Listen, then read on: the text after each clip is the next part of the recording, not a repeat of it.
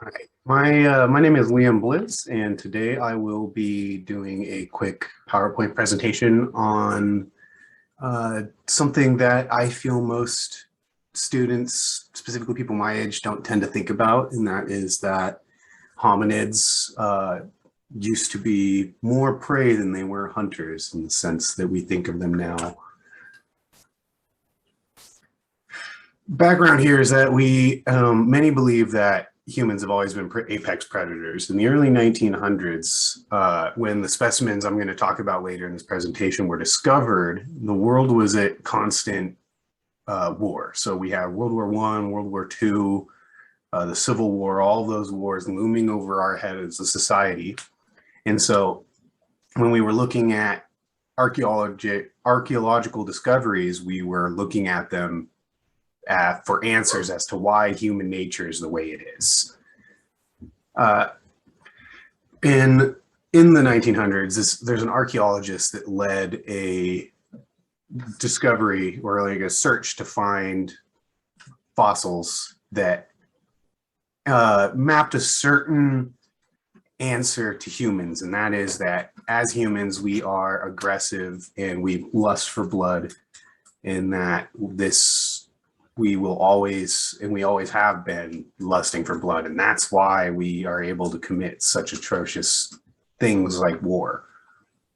One of the first specimens we're going to talk about today that is evidence of being a hominid that was also prey is the Tong child, Australopithecus africanus.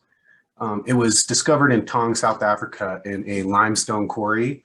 And among the skulls, or the skull of the Tong child, were found dozens of other skulls of other species, typically smaller rodents or other like baboons and small deer were found in the same area, but they were all just skulls. So this man over here on the side, Raymond Dart, he decided that, oh, this had to have been headhunters. You know, the ancient hominids were headhunters and they were hunting people and saving their heads in this cave.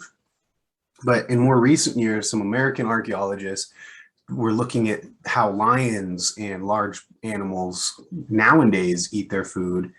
And most animals of large predators don't eat the skull and the vertebrae because it doesn't have any meat or food on it. There's no point in eating it. And so they started re-looking at like the Tong child. And they're like, well, these two holes here on the bottom of the orbital lobes are strong indicators that the Tong child was attacked by a large bird of prey. Those are standard indicators of a large bird of prey attack, as well as the Tong child had a depression on the top of its skull, which would have most likely been the cause of death, meaning that the Tong child was most likely killed by a large bird. The next species we're going to talk about is OH8, which is a Homo habilis. This specific specimen was found in Tanzania. And the reason it's so important for this specific presentation is that this is the ankle bone of a Homo habilis that exhibits signs of being attacked and, presumably killed by an alligator, given the time, and you can't really heal the alligator bite. But you look at this ankle and it's got uneven breaks on the feet from blunt force. It's got dozens of impacts on the ankle itself. And all of the evidence is of razor-like teeth. And the only animal from around 2 million years ago that was in Tanzania, specifically the Olduvai Gorge, were alligators, and they leave these exact same distinct razor-like markings on all of their prey that they kill and drag away. The next three are I'm going to group them all together because they are all Paranthropus robustus, and all four of them, I don't have the fourth images, but they were all found in separate piles of bones distributed across Africa. And knowing what we know now about how large predators tend to leave the skulls of their prey behind because it's not what they want to eat, they started looking more at, well, how did these people die?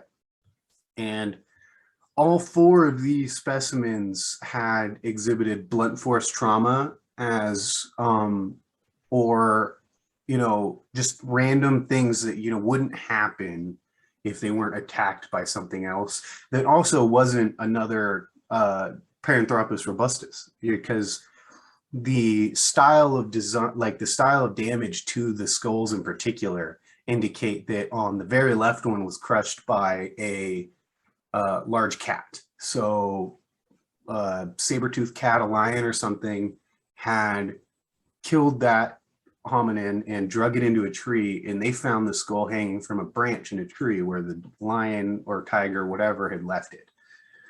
The middle one had his entire head skull crushed from the back, meaning that something with a large, powerful jaw grabbed it from the back, crushed it, killed it instantly. The last one, it was a little bit less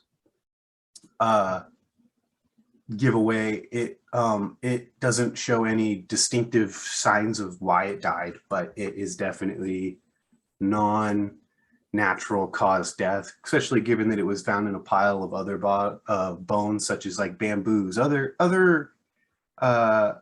animals of the period.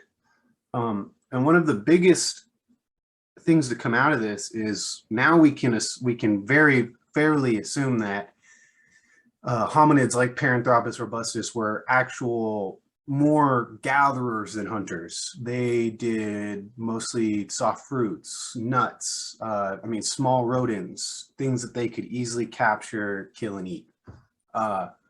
They weren't after elephants and lions and stuff for food and subsistence, because that was beyond them.